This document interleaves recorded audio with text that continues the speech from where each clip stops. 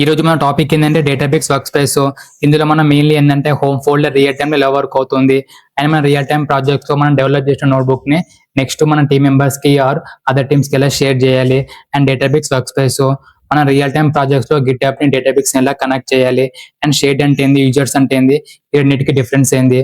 So మనం ఈ వీడియోలో ఈ కాన్సెప్ట్స్ అన్ని రియల్ టైమ్ ప్రాజెక్ట్స్ లో ఎలా వర్క్ అవుతాయో ఎండ్ టు ఎండ్ తెలుసుకుందాం. సో మనం ఫస్ట్ డేటాబేస్ ఓపెన్ చేయగానే ఫస్ట్ మనకి హోమ్ పేజ్ అని ఉంటుంది. ఈ హోమ్ పేజ్ అనేది ఎందుకంటే మనం రీసెంట్ వర్క్ చేసిన నోట్బుక్స్, ఫోల్డర్స్, ఫైల్స్ ఉంటాయిగా, ఇవన్నీ మనం డైరెక్ట్ ఓపెన్ చేసుకోవడానికి హోమ్ పేజ్ అనేది యూజ్ చేస్తాము. మనం నార్మల్ గా డేటాబేస్ లో ఒక ఫోల్డర్, ఒక నోట్బుక్ ఓపెన్ చేయాలంటే మనం వర్క్ స్పేస్కి వెళ్ళి షేడ్కి వెళ్ళి నోట్బుక్ ఆర్ ఫోల్డర్ ఓపెన్ చేస్తాం.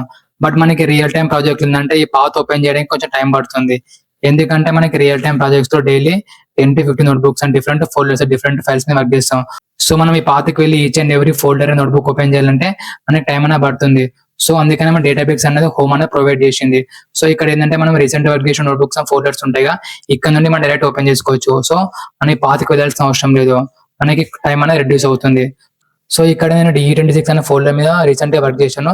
సో ఇక్కడ నుండి నేను డైరెక్ట్ గా ఓపెన్ చేసుకోవచ్చు. సో నేను ఈ పాత్కి వెళ్ళాల్సిన అవసరం లేదు. సో నాకు కొంచెం టైం అనేది రెడ్యూస్ అవుతుంది. సో అందుకని మనం హోమ్ అనేది యూజ్ చేస్తాము.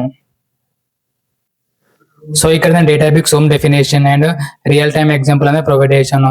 సో డెఫినేషన్ మీనింగ్ ఏంటంటే హోమ్ అనేది డేటాబేస్ స్టార్టింగ్ పేజ్ లాంటిది. సో మనం డేటాబేస్ ఓపెన్ చేయగానే ఫస్ట్ మనకి హోమ్ పేజ్ అనేది డిస్ప్లే అవుతుంది. సో ఇక్కడ మనం రీసెంట్ వర్క్ చేసిన నోట్బుక్స్, ఫోల్డర్స్ అండ్ ఫైల్స్ ఉంటాయిగా, ఈ హోమ్ పేజ్ కి వెళ్ళి మనం డైరెక్ట్ ఓపెన్ చేసుకోవచ్చు. సో మనం ఈ వర్క్ స్పేస్ పాత్ కి వెళ్ళాల్సిన అవసరం లేదు. సో నెక్స్ట్ ఎగ్జాంపుల్ ఏంటంటే, సో ఎస్టర్డే మనం 3 నోట్బుక్స్ వర్క్ చేసినాం, customer data, sales report and employee details. So ఈరోజు నేను సేల్స్ రిపోర్ట్ అనే నోట్బుక్ ఓపెన్ చేయాలి. సో ఈ నోట్బుక్ ఓపెన్ చేయాలంటే నేను వర్క్ స్పేస్, షేడ్, ప్రాజెక్ట్, ఈ పాత్ కి వెళ్ళి నోట్బుక్ ఓపెన్ చేయాలి. బట్ మనకి రియల్ టైమ్ ప్రాజెక్ట్స్ లో మెనీ నోట్బుక్స్ ఉంటాయి, 10 to 15 నోట్బుక్స్ అని ఉంటాయి. So each and every notebook ఈ పాత్ కి వెళ్ళి ఓపెన్ చేయాలంటే మనకి టైం అనేది కొంచెం ఇంక్రీస్ అవుతుంది. సో మనకి డేటాబేస్ హోమ్ పేజ్ అనేది ప్రొవైడ్ చేసింది. సో ఈ హోమ్ పేజ్ కి వెళ్ళి నేను డైరెక్ట్ రీసెంట్ వర్క్ చేసిన నోట్బుక్స్ అనేది డైరెక్ట్ ఓపెన్ చేసుకోవచ్చు. సో నాకు కొంచెం టైం అనేది రెడ్యూస్ అవుతుంది. సో నెక్స్ట్ టాపిక్ ఏంటంటే shared with me. Shared with me అంటే ఏంటంటే మన ప్రాజెక్ట్స్ లో మన టీమ్ లీడ్స్ ఆర్ మన టీమ్ మెంబర్స్ మనకి ఏదైనా నోట్బుక్స్ ఆ ఫోల్డర్ షేర్ చేసినప్పుడు మనకి షేడ్ విత్ మీ దగ్గర చూపిస్తుంది. సో వన్స్ మనకి టీమ్ మెంబర్స్ మనకి ఏదైనా నోట్బుక్ షేర్ చేసినప్పుడు మనకి ఇలా డిస్ప్లే అవుతుంది. సో మనకి ఇక్కడ నేమ్స్ ఉన్నాయి కదా, సేల్స్, కస్టమర్స్, ఎంప్లాయీస్. సో ఇవన్నీ ఏంటంటే database notebooks names. Next owner. Owner ఏంటంటే మనకి ఎవరైతే నోట్బుక్ షేర్ చేస్తారో వాళ్ళ నేమ్ అనేది ఇక్కడ డిస్ప్లే అవుతుంది. So next location. సో మనకి ఎవరైతే నోట్బుక్ అనేది షేర్ చేస్తారో వాళ్ళ డేటాబేస్ లో ఈ నోట్బుక్ అనేది ఎక్కడ సేవ్ అయి ఉందో ఆ లొకేషన్ మనకి ఇక్కడ చూపిస్తుంది.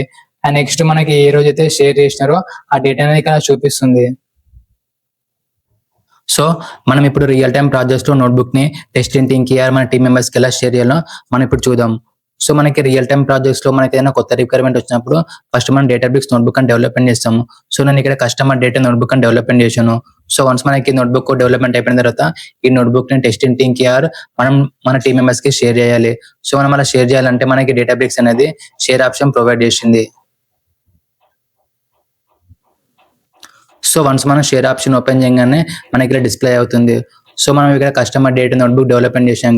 సో ఈ నోట్బుక్ అనేది మనం టెస్టింగ్ టీమ్ కి షేర్ చేయాలి. సో మనం 3 ways గా షేర్ చేయొచ్చు: multiple users, groups and service principals. So మనం ఫస్ట్ మల్టిపుల్ యూజర్స్ చూద్దాం. సో మల్టిపుల్ యూజర్స్ అంటే ఏంటంటే మనం ఇప్పుడు టెస్టింగ్ టీమ్ ఉంది, ఆ టెస్టింగ్ టీమ్ లో మనము ఒక 2 to 3 మెంబర్స్ కి ఈ నోట్బుక్ అనేది షేర్ చేయాలి. సో మనం ఆ 2 to 3 మెంబర్స్ కి షేర్ చేయాలంటే మనం ఇక్కడ 2 to 3 మెంబర్స్ మెయిల్ ఐడి ఇక్కడ యాడ్ చేయాలి. సో సపోజ్ ఇక్కడ నేను ఈ మెయిల్ ఐడి యాడ్ చేసాను. సో వన్స్ అయిపోయిన తర్వాత ఏంటంటే మనం జస్ట్ ఇక్కడ యాడ్ చేసి సబ్మిట్ చేసానంటే ఈ నోట్బుక్ అనేది ఆ 2 to 3 మెంబర్స్ కి షేర్ అవుతుంది.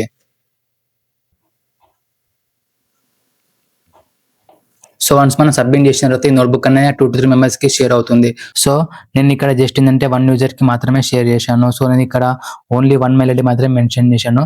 సో సపోజ్ మనకి ఒక మల్టిపుల్ యూజర్ కి సెండ్ చేయాలంటే మనం మల్టిపుల్స్ మెయిల్ ఐడి యాడ్ చేసి మనం సెండ్ చేయొచ్చు. సో నెక్స్ట్ ఏంటంటే గ్రూప్స్. సో మనకి real time data engineering project లో మనకి multiple groups and multiple applications ఉంటాయి.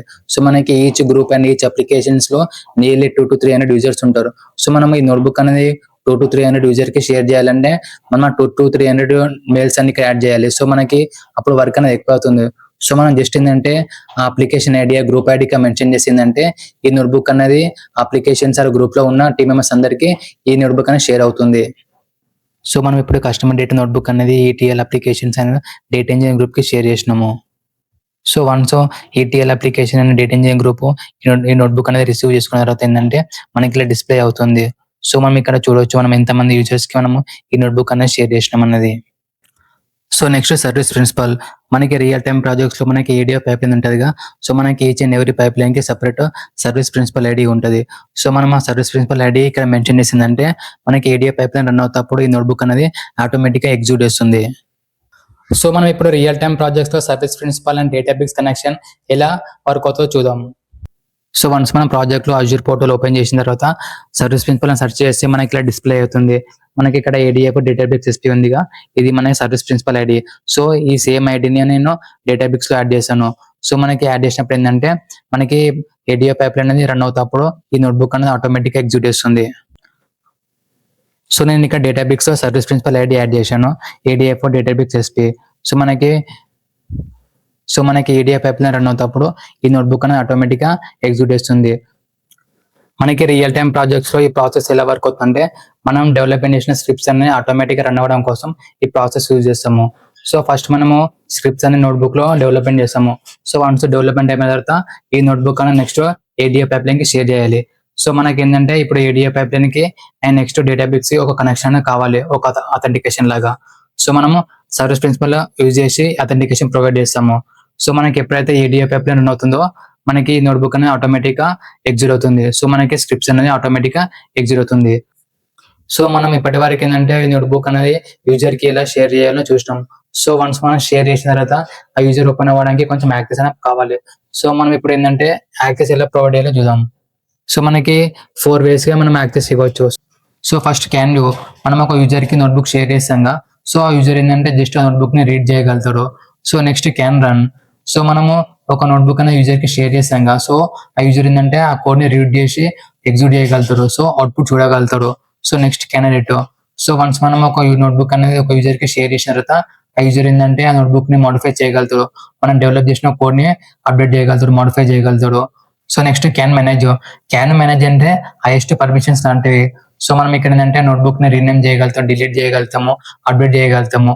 సో మెయిన్లీ ఏంటంటే business owners, team leads or project manager, so వీళ్ళకి మాత్రమే క్యాన్ మేనేజర్ పర్మిషన్స్ ఇవ్వాలి. So next email users.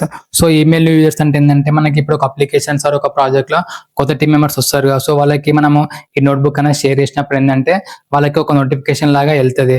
So మనం ఈ నోట్బుక్ షేర్ చేసినట్టు. సో మనం ఇక్కడ ఏంటంటే క్లిక్ చేసిందంటే నోటిఫికేషన్ వెళ్తుంది. సో మనం జస్ట్ ఏంటంటే అన్క్లిక్ చేసిందంటే నోటిఫికేషన్ వెళ్ళదు, బట్ వాళ్ళకి ఈ నోట్బుక్ అనేది రీచ్ అవుతుంది అండ్ యాక్సెస్ కూడా వస్తుంది. సో నెక్స్ట్ మనకి ఇక్కడ సజెస్టెడ్ చాయిస్ ఉన్నాయిగా.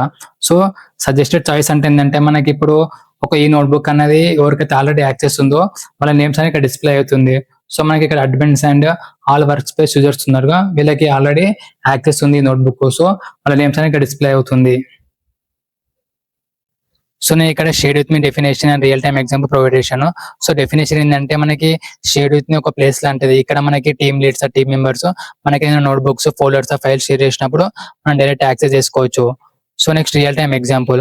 మనకి రియల్ టైమ్ ప్రాజెక్ట్స్ లో మనకి ఏదైనా కొత్త రిక్వైర్మెంట్ వచ్చినప్పుడు ఫస్ట్ డెవలపర్స్ నోట్బుక్స్ క్రియేట్ చేసి డెవలప్మెంట్ స్టార్ట్ చేస్తారు. సో వన్స్ మనకి డెవలప్మెంట్ అయిపోయిన తర్వాత ఈ డెవలప్ చేసిన నోట్బుక్స్ ఏంటంటే నెక్స్ట్ టెస్టింగ్ కి సెండ్ చేయాలి. సో వన్స్ టెస్టింగ్ అయిపోయిన తర్వాత నెక్స్ట్ టీమ్ లీడ్ కి సెండ్ చేయాలి. సో మనకి ఇక్కడ సెండ్ చేయడానికి మనము డైరెక్ట్ గా టీమ్స్ లో సెండ్ చేయకూడదు. సో మనకి డేటాబేస్ అనేది ఒక షేర్ ఆప్షన్ అనేది ప్రొవైడ్ చేసింది. సో మనం షేర్ ఆప్షన్ యూజ్ చేసి మనం ఈ నోట్బుక్స్ అనేది షేర్ చేయొచ్చు.